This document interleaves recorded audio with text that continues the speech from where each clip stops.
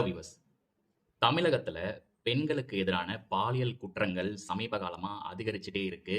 அதுல ஒண்ணு தான் வந்து செங்கல்பட்டு மாவட்டம் மதுராந்தகத்துல ஒரு 14 வயது சிறுமிய வந்து 2 பேர் சேர்ந்து பாலியல் வன்கொடுமை பண்ணியிருக்காங்க. தாம்பரம் பகுதியை சேர்ந்த 17 வயது சிறுவன், அவங்களோட தோழி 2 பேரு. அதுல ஒருத்தங்களுக்கு வந்து 16 வயது, ஒருத்தங்களுக்கு வந்து 14 வயது.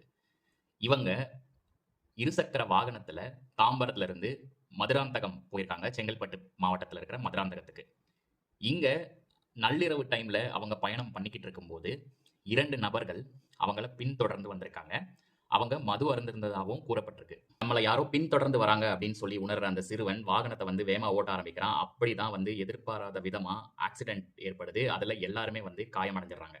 ஏற்கனவே வாகனம் விபத்தாகி அவங்களுக்கு காயம் ஏற்பட்டிருக்கு. இந்த நிலையில அந்த பின்தொடர்ந்து வந்த 2 பேர் அந்த சிறுவன போட்டு அடிக்க ஆரம்பிக்கிறாங்க.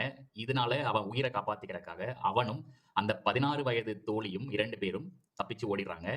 அவங்களோட மற்றொரு தோழியான அங்க 14 வயது சிறுமிய அங்கேயே விட்டுட்டு ஓடிர்றாங்க. இத கவனிச்ச அந்த 2 பேர் அந்த சிறுமிய ஏரிக்கரைக்கு எடுத்துட்டு போயிட்டு கூட்டு பாலியல் வன்முறையில ஈடுபட்டிருக்காங்க. மறுநாள் காலையில அந்த வழியா சென்ற மக்கள் இந்த பொண்ணு காயங்களோட இப்படி இருக்கிறத பார்த்துட்டு செங்கல்பட்டு அரசு மருத்துவமனையில சேர்த்திருக்காங்க. அங்க அந்த பொண்ணு மருத்துவர்கள் கிட்ட வந்து நடந்த சம்பவத்த விவரிக்கிறாங்க. அதுக்கப்புறம் இதுல போலீஸ் கேஸ் ஃபைல் பண்றாங்க. காவல்துறையினர் இந்த வழக்க வந்து போக்சோ சட்டத்தின் கீழ் ஃபைல் பண்ணி மேலும் விசாரணைய தொடங்குறாங்க. சம்பவம் நடந்த நேரத்துல அந்த ஏரிக்கரையில ஆக்டிவா இருந்த மொபைல் நம்பர்ஸ், அதுக்கப்புறம் சிசிடிவி ஃபுட்டேஜ் எல்லாம் வந்து ஆய்வு பண்ணதுக்கு அப்புறம் பாலாஜி அப்படிங்கிறவர கைது பண்றாங்க.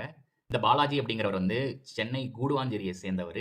இவன் மேல ஏற்கனவே 15க்கும் மேற்பட்ட வழக்குகள் இன்னும் நிலுவையில இருக்கு. இந்த பாலாஜி அப்படிங்கிறவன் கொடுத்த வாக்குமூலத்தின்படி தாமோதரன் அப்படின்னு சொல்லிட்டு இன்னொருத்தரையும் கைது பண்றாங்க. இவர் யாரு அப்படின்னு சொல்லி பார்த்தீங்கன்னா, அங்க சிவசேனா கட்சியில ஒரு நிர்வாகி.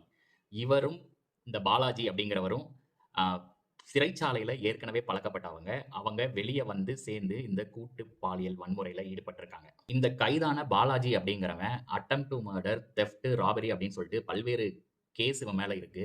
இப்படி இருக்கிற ஒருத்தன் வெளிய எப்படி சுதந்திரமா சுத்திட்டு இருக்கான் அப்படிங்கிறது தான் ஒரு கேள்விக்குறியாவே இருக்கு. இந்த கேஸ்ல பாலியல் குற்றத்துல கைதான அந்த 2 பேர தவிர இன்னொரு குற்றமும் இதுல ஒளிஞ்சிருக்கு. அது என்ன அப்படின்னு சொல்லி பார்த்தீங்கன்னா, அந்த 17 வயது சிறுவன் எப்படி இருசக்கர வாகனம் ஓட்டி வந்தார்? அவருக்கு லைசென்ஸ் கூட எலிஜிபிலிட்டி கிடையாது. அதுவும் இல்லாம 2 சிறுமிகளை கூட்டு வந்திருக்காரு.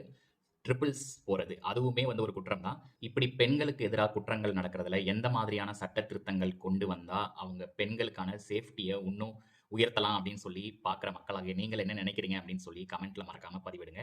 பை.